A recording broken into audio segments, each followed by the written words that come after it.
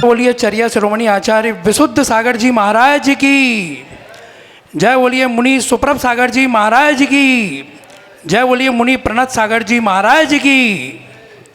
साधर्मी बंधुओं, हम सभी का सौभाग्य है कि हमारे समीचीन विकल्पों का सम्यक समाधान जनागम के माध्यम से किया जाता है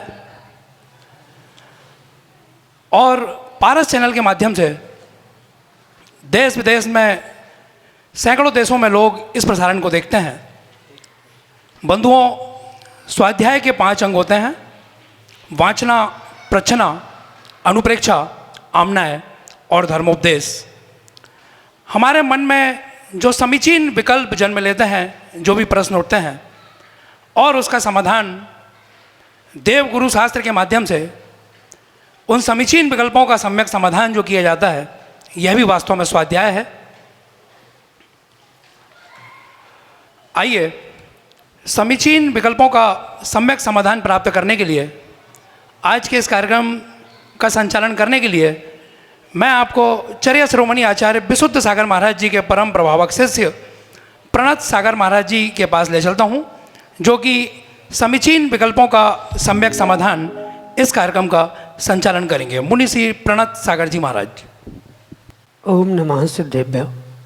पंच परमेष्टि भगवान की परम पूज्य आचार्य भगवंत गुरुवर विशुद्ध सागर जी मुनि महाराज की, परम पूज्य मुनि श्री सुप्रभ सागर जी महाराज की,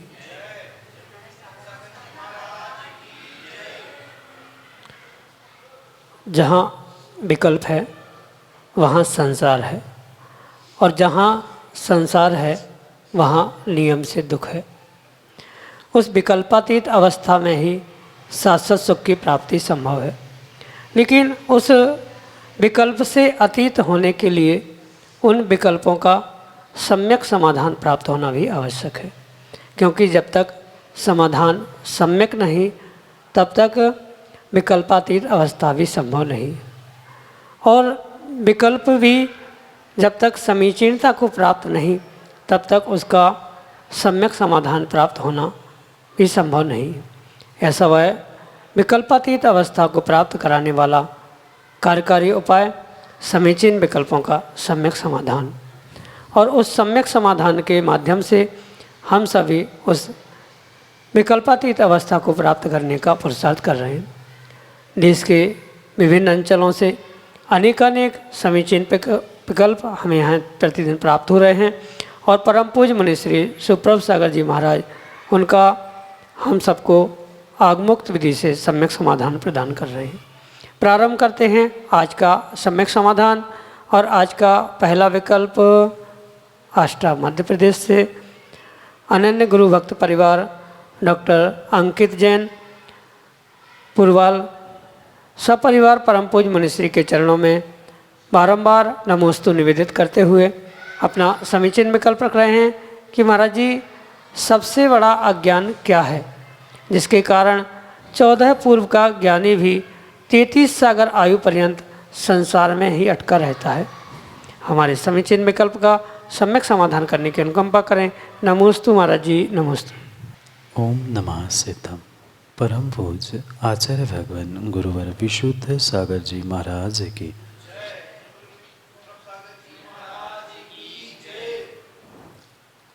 डॉक्टर साहब, अज्ञान मात्र एक प्रकार का नहीं होता, अपितु अज्ञान अनेक प्रकार के आगम ग्रंथों में आचार्य भगवंतों ने प्रतिपादित किए। और मुख्य बात तो उस अज्ञान के साथ हमें ये समझनी होगी कि अज्ञान का अर्थ ज्ञान का अभाव नहीं है, अपितु ज्ञान की विपरीतता है। तो वह ज्ञान की विपरीतता अज्ञान रूप ग्रहण करते समय श्रद्धा की विपरीतता, सम्यक ज्ञान की विपरीतता और सम्यक चारित्र की विपरीतता, इन तीनों प्रकार की विपरीतता को ही आचार्य भगवान ने अज्ञान में ग्रहण किया है। मात्र शब्दों का ज्ञान ज्ञान नहीं है, अपितु जो श्रद्धा, चारित्र आदि रूप भी जो ज्ञान की परिणति है वह भी परिपूर्ण रूप से ज्ञान के कारण, ज्ञान के निमित्त से होने से वह ज्ञान की ही परिणति कही जाती है। अगर उनमें किंचित भी किसी भी प्रकार की विपरीतता है, श्रद्धा में, सम्यक ज्ञान में या सम्यक चारित्र में, क्रिया में, वह प्रत्येक प्रकार की जो विपरीतता प्रदर्शित हो रही है उसे ही आचार्य भगवान ने अज्ञान कहा। असंयम भी अज्ञान है, जो ज्ञान की विपरीतता है, विपरीत रूप से जो धारणा बना के रखी है वो भी अज्ञान है, विपरीत तरह से जो श्रद्धान करके रखा है वो मिथ्यात भी अज्ञान की ही कोटि में आता है। जो बंध के मुख्यतः हेतु आचार्य भगवान में बताया है, मिथ्यात, अविरति, प्रमाद, कषाय और योग, इन सब को किसी अपेक्षा से हम अज्ञान कह सकते। और इन्हीं अज्ञानों के निमित्त से ही क्रमशः जीवों को कर्म का बंध होता रहता है और जिसके कारण से वह संसार में उलझता रहता है। जैसे कि आपका विकल्प है 14 पूर्व का ज्ञान होने पर भी वह अज्ञान कौन सा, तो वह अज्ञान चारित्र की कमी, व्रत का कमीपना या असंयम रूपी अज्ञान के कारण से ही वह 14 पूर्वता पठन करने वाला जीव भी परिपूर्ण ज्ञानी नहीं होता और वही इसी कारण से वह संसार से पार भी नहीं हो पाता। मात्र शब्दों को याद कर लेना, ग्रंथों को याद कर लेना या 12 अंग 14 पूर्व आदि के उस एक एक विषय को समझ लेना, मात्र इतना ही अज्ञान का नाशक ज्ञान नहीं है, अपितु उसमें जो वास्तविकता का बोध किया गया है, यानी जो आचारांग भी बताया गया है, उस आचारांग का अगर जीवन में कुछ अंश ग्रहण नहीं हुआ है तो उस विषय में वह कोरा ज्ञान, शब्दों का ज्ञान अज्ञान के रूप में ही ग्रहण किया जाएगा।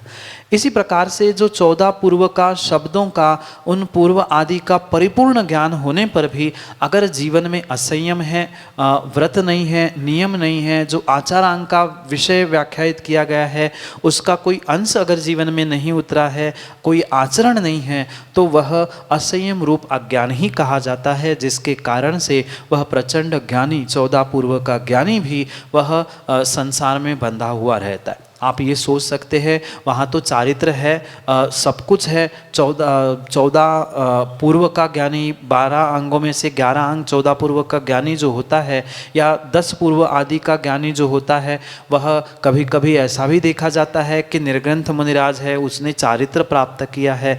पर ये बात अवश्य समझने योग्य होगी, चारित्र का भेष धारण करना मतलब सम्यक चारित्र नहीं है। वहाँ अगर सम्यक दर्शन का अभाव है और मात्र क्रियारूप चारित्र बहिरंग रूप से दिखावे के लिए अगर ग्रहण किया है तो वह भी श्रद्धान का अज्ञान है। चारित्र का सम्यक प्रणाम नहीं होने के कारण, सम्यक चारित्र नहीं होने के कारण वह कथनचित अज्ञान के रूप में या असंयम के रूप में ही ग्रहण किया जाएगा। और अन्य तो जो असंयम में है सो उसका ज्ञान तो कहना ही क्या, इसलिए वह असंयम रूपी अज्ञान का ही मुख्य कारण है या श्रद्धा रूपी अज्ञान का कारण है, मिथ्यात्व रूपी अज्ञान का कारण है, जो 14 पूर्व का कोरा शब्दों का ज्ञान होने पर भी वह मुक्ति दिलाने के लिए या संसार से छुटकारा दिलाने के लिए कार्यकारी नहीं हो सकता।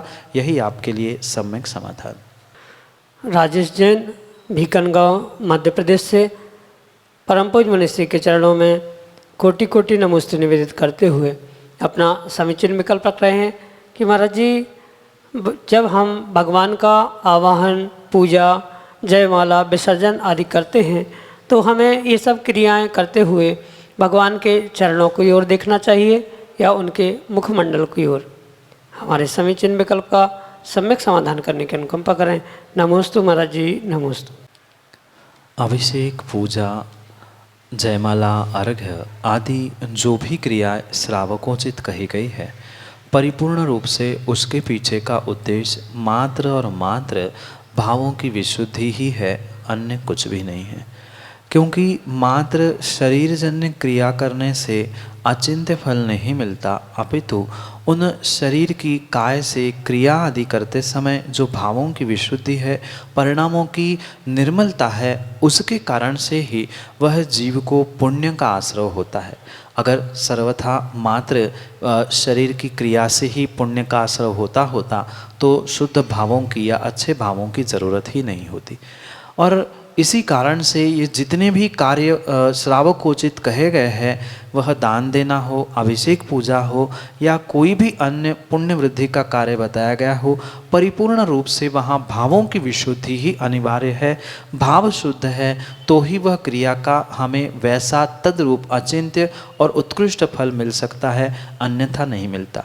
ये कहने का अभिप्राय इतना ही है कि अभिषेक, पूजा, पाठ, अर्घ्य, जयमाला आदि कुछ भी करते समय हमारी दृष्टि भगवान के चाहे चरणों में है या मुखमंडल के प्रति हो, वह उससे कोई भी परिणमन हमारा बदलने वाला नहीं है, अपितु जो जिसको जहाँ अपना मन लग रहा है, यानी किसी को अगर भगवान के चरणों को ही देखने में संतुष्टि मिल रही है या उनको चरणों को ही देखते देखते विशुद्धि प्राप्त हो रही है तो वह चरणों में देखे, कोई दोष नहीं है। और किसी को मुखमंडल को निहारते हुए अगर विशुद्धि बन रही है, परिणामों में निर्मलता आ रही है, उनके जैसी वीतरागता को प्रकट करने के भाव आ रहे हैं तो वो मुखमंडल को भी देख सकता है। कोई ऐसा भी जीव हो सकता है जो पूरे मुखमंडल, पूरे शरीर की कांति, पूरे एक एक अवयवों को निहारते निहारते भगवान की पूजा कर रहा है, अभिषेक कर रहा है, तो उसमें भी कहीं से कहीं तक दोष नहीं है।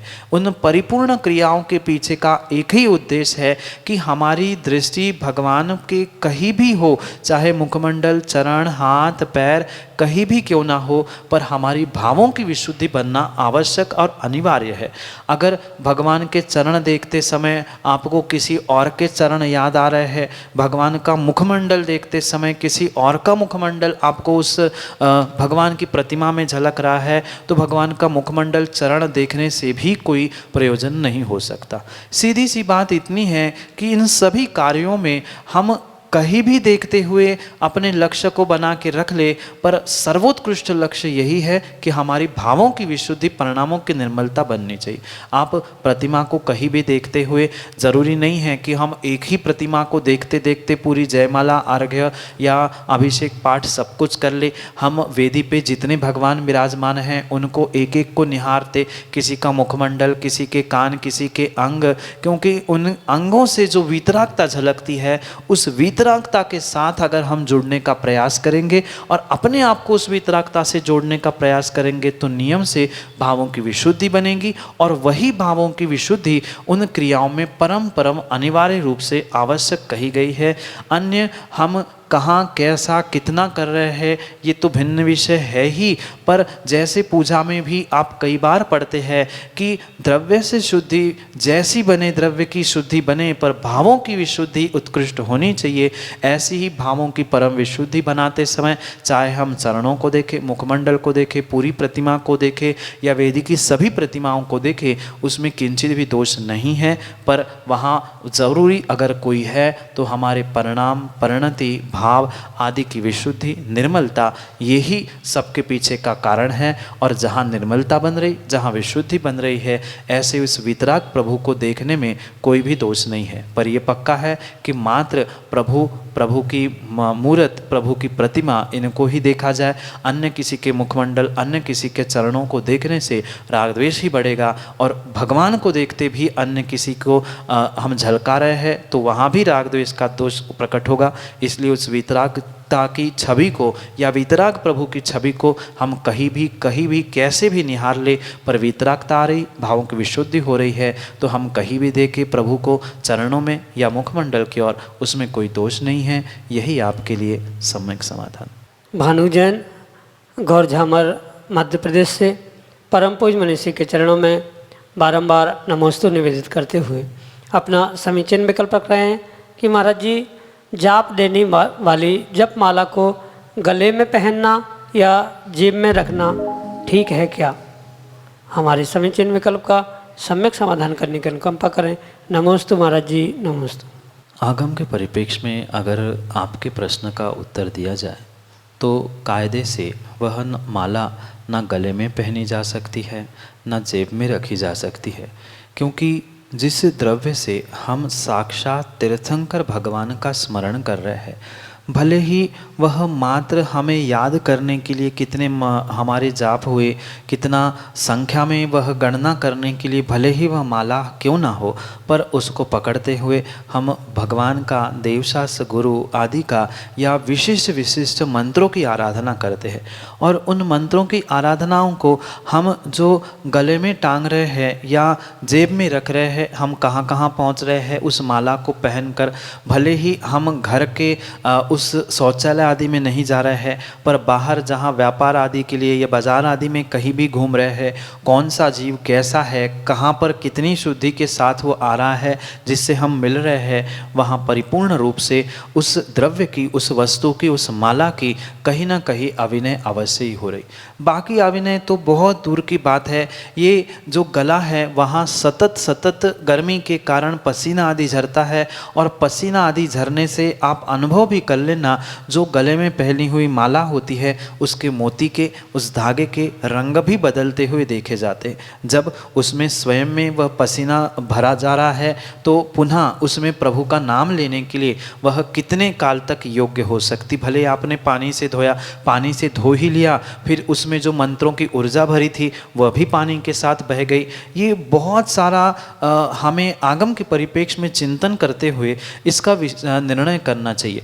आगम में किसी भी प्रकार से उसको पहनने की विधि या पहनने का कारण बताया ही नहीं है।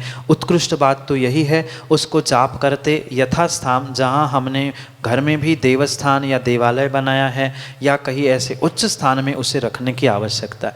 ये कुछ लोगों का चिंतन हो सकता है उन मंत्र की मालाओं से जो ऊर्जा प्राप्त की है, या उसमें जो मंत्रों के द्वारा माला में जो ऊर्जा प्राप्त हुई है उसे गले में पहनने से हमें ऊर्जा मिलती है। ये भले ही किसी अपेक्षा से चिंतन सही हो, पर उस माला की तो, जपमाल की तो कहीं ना कहीं पसीने के निमित्त से किस किस से मिल रहे हैं, कितने अशुद्ध स्थानों पर हम पहुंच रहे हैं, उसके कारण से उसकी जो अभिनय हो रही है, अशुद्धि हो रही है, ये परिपूर्ण रूप से आगम के परिप्रेक्ष्य में योग्य कार्य है ही नहीं है। क्योंकि भले ही उस जपमाल के द्वारा हम मंत्रों की आराधना कर रहे हैं, उसमें कुछ लिखा नहीं जा रहा है, पर फिर भी जैसे पत्थर पर मंत्रों के संस्कार करके वह पत्थर भगवान बन जाता है, ऐसे ही उस पत्थर, स्फटिक, धागा या किसी भी प्रकार के सोने चांदी की भी माला क्यों ना हो, गले में पहनने वाली माला अलग हो और जाप की करने वाली माला अलग हो। जेब में भी रखना पड़े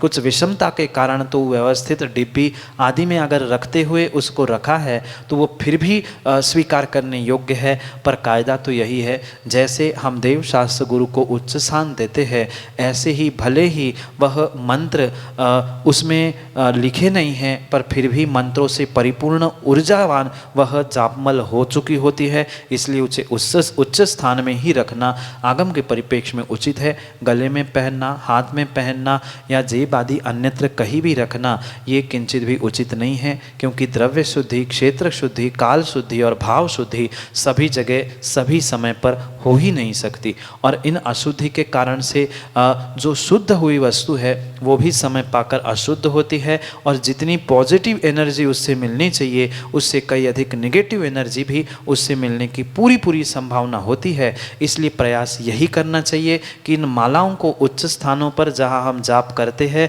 शुद्धि से रखते हैं, वही शुद्धि से रखा जाए। अन्यत्र पहनकर उसकी अशुद्धि करने के निमित्त से मंत्रों की अशुद्धि, जो वर्णमाला है उसकी अशुद्धि किंचित भी ना करे। उसके कारण से हो सकता है हमारे उस माला के ज्ञान के साधन के लिए या हमारे उस मंत्र के साधन के निमित्त से हमें ज्ञानावरणी, दर्शनावरणी के उपकरणों का आसाधना करने के निमित्त से ज्ञानावरणी, दर्शनावरणी कर्म का आश्रय भी हो सकता है।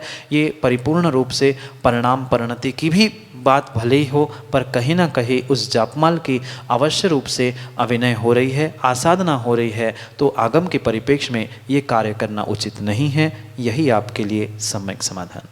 श्रीमती पूनम जैन, सागर, मध्य प्रदेश से अगले समीचीन विकल्प के साथ हमारे सामने। राजों के चरणों में मेरा और मेरे परिवार की ओर से त्रैवार नमोस्तु नमोस्तु नमोस्तु महाराज जी। मुनि श्री, मेरा प्रश्न यह है कि गणधर परमेष्टि आहार करते हैं क्या?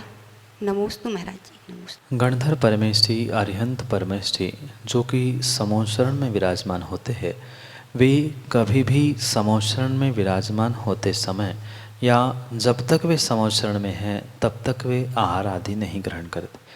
सीधी सी बात है, जो सामान्य मुनि भी उन कोठों में विराजमान होते हैं वे भी बहुत बड़े बड़े उपवास आदि आदि के निमित्त से ही वहाँ पर पहुँचने की शक्ति आदि प्राप्त करते हैं, या सामान्य मुनि भी बहुत सारे त्याग उपवास आदि ग्रहण करके वहाँ विराजमान होते। और वे तो उन सबके मुखिया गणधर परमेष्ठी है, तो वे कभी भी भगवान को छोड़कर आहार आदि ग्रहण करने के लिए समोशरण से नहीं जाते।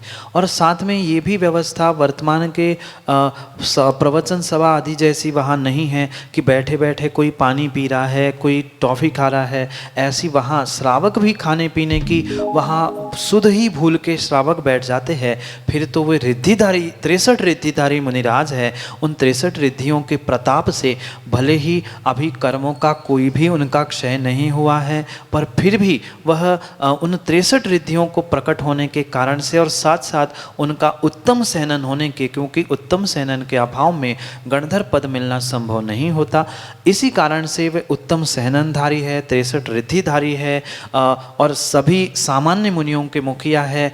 वह सामान्य श्रावक भी जहाँ वहाँ भोजन आदि का भान जहाँ नहीं रहता, ऐसे उस समोशरण में कभी भी आहार ग्रहण नहीं करते। पर उसके अन्य समय में, यानी जब समोशरण नहीं लगा है, अन्यत्र कहीं विहार करते हुए कहीं नगर से दूसरे नगर में गमन कर रहे हैं, तो हो सकता है वे आहार कर भी सकते हैं। पर ऐसा कहीं भी दृष्टांत आगम ग्रंथों में प्राप्त नहीं हुआ कि गणधर भगवान आहार के लिए निकले थे। पर निकलने में भी दोष नहीं है, क्योंकि वे गणधर है। जब वह समोशरण में विराजमान होने वाले अरहंत भगवान, उन्होंने दोषों को जीता है, उन्होंने कर्मों को जीता है, इसलिए वे आहार नहीं करते। पर अभी इनके पास कर्मों की सत्ता है, अभी क्षुधा तृषा आदि वह दोषों को उन्होंने नहीं जीता है। साता असाता वेदनी कर्म भी है, मोहनी कर्म की भी सत्ता है। इसके निमित्त से वे अगर चाहे तो आहार भी ग्रहण कर सकते हैं, पर समोशरण में नहीं, अन्य काल में, अन्य समय में। पर ऐसा कहीं दृष्टांत आगम ग्रंथों में अभी तक पढ़ने के लिए भी नहीं आया कि कोई गणधर परमेष्ठी अमुक श्रावक की आहार करने गए। पर सिद्धांत से ग्रहण करने में दोष नहीं है, पर ऐसा प्रमाण भी नहीं मिला है, इसलिए हम उसे प्रमाणित भी नहीं कर सकते कि वह कोई गणधर परमेष्ठी अमुक स्थान पे पहुँचे थे, गौतम गणधर ने इतनी दिन आहार ग्रहण किया, ऐसा कोई भी प्रमाण प्राप्त नहीं होता। क्योंकि लगभग वे गणधर परमेष्ठी भगवान के साथ ही रहते हैं और समोशरण में ही उनका स्थान नियत होने के कारण से वे समोशरण में कभी भी आहार को ग्रहण नहीं करते। यही आपके लिए सम्यक समाधान। श्रीमती दीप्ति जैन चंदेरिया, सागर मध्य प्रदेश से अगले समीचीन विकल्प के लिए हमारे सामने। मुनि श्री द्वय के चरणों में त्रिकाल बारंबार नमोस्तु निवेदित करती हूँ। मुनि श्री कहते हैं कि हर जीव में भगवान आत्मा होती है, लेकिन कभी किन्हीं किन्हीं कारणों से व्यक्ति दुखी होकर या प्रताड़ित होकर आत्महत्या जैसे घृणित कार्य कर लेता है। तो मुनिश्री, मेरा यह विकल्प है कि यह किस कर्मोदय से होता है और होने के बाद, ऐसा घृणित कार्य होने के बाद कौन सा कर्म बंद होता है। कृपया मेरे इस विकल्प का सम्यक समाधान देने की कोशिश करें, कृपा करें। नमोस्तु भगवान, नमोस्तु भगवान, नमो। प्रत्येक जीव माँ भगवान आत्मा है। ये जितना सत्य है उतना ही सत्य यह है कि वर्तमान में वह कर्मों के निमित्त से अशुद्ध भी है। दोनों नयों का कथन हमें बहुत अच्छे से समझने की आवश्यकता है। निश्चय ने कहता है कि भगवत शक्ति से युक्त वह तिर्यंच भी, नारकी भी, देव भी और मनुष्य भी, भले ही दीन दुखी दरिद्री क्यों ना हो, वह भगवत शक्ति से युक्त होने से उसे शक्ति की अपेक्षा से भगवान आत्मा कहा है। पर वही भगवान आत्मा वर्तमान में कर्मों के निमित्त से जो विभाव अवस्थाओं को प्राप्त है, देव, नारकी, मनुष्य, तिर्यंच आदि, ये सभी विभाव अवस्था उसी भगवान आत्मा की है। पर जैसे दूध में घी है पर पर वह मात्र शक्ति की अपेक्षा से है, सामने दिखाई नहीं देता। जब तक उस पे उन विभावों को हटाने की प्रक्रिया नहीं की जाएगी तब तक दूध से घी नहीं निकलता। ऐसे ही मनुष्य, तिर्यंच, नारकी आदि पर्यायों में जो भगवान आत्मा अटकी है वह उसकी ही कर्मों के निमित्त से बनी हुई विभाव परिणति है और उस विभाव के कारण ही वह वर्तमान में दुखी होता हुआ देखा जाता है। परिपूर्ण रूप से पिछली पर्यायों में, पिछले भवों में जो उस जीव ने पुरुषार्थ किया था, कर्म किए थे, कार्य किए थे, मन वचन काय से कर्मों का आश्रव किया था, उसी के कारण से उसके लिए ये वर्तमान में सुख दुख आदि प्राप्त होते हैं। जिसने दूसरों को प्रताड़ित किया था, दुखी किया था, दूसरों के लिए शोक किया था या दूसरों के लिए शोक में डाला था, ताप, आक्रंदन आदि आदि जो असाता वेदनी के कारण बताया है उमा स्वामी भगवान ने, उनके निमित्त से जिसने उस असाता वेदनी कर्म का आश्रय किया था उसको ही वह दुख, परेशानी, कष्ट आदि रूप अगली पर्याय में वही प्राप्त होता देखा जाता है। ये परिपूर्ण रूप से असाता वेदनी के कारण से जीव दुखी होता है और साथ साथ जो नाम कर्म की प्रकृतियाँ, उत्तर प्रकृति आचार्य भगवान बताते हैं उसमें आत्मघात और परघात ऐसे जो दो नाम कर्म की प्रकृतियों को उल्लेखित आचार्य भगवान ने किया है, उनमें से जो परघात के यानी दूसरे के निमित्त से घात होना ये परघात था और स्वयं के ही द्वारा जो घात होने के लिए निमित्तिक वह कर्म था, कर्म का उदय था, उसके ही कारण से वह घृणित, निंदनीय, आत्महत्या जैसा पाप जीव करता है। क्योंकि बहुत सारा दृष्टांत देते हुए आचार्य भगवान कहते हैं मात्र आत्महत्या ही नहीं, कुछ जीवों के नाखून ऐसे होते हैं कि जो स्वयं को लगते हैं, कुछ गाय बैल भैंस ऐसी होती है जिनके स्वयं के ही वह सिंग अब उनके ही आँखों में घुस जाते हैं। ऐसे ये आत्मघात नाम के उस जो नाम कर्म की प्रकृति है उसी के कारण होता है और ये आत्महत्या भी करने के जो भाव कर रहा है या आत्महत्या कर ही रहा है तो परिपूर्ण रूप से उस नाम कर्म के उत्तर प्रकृति के निमित्त से ही हो रहा है।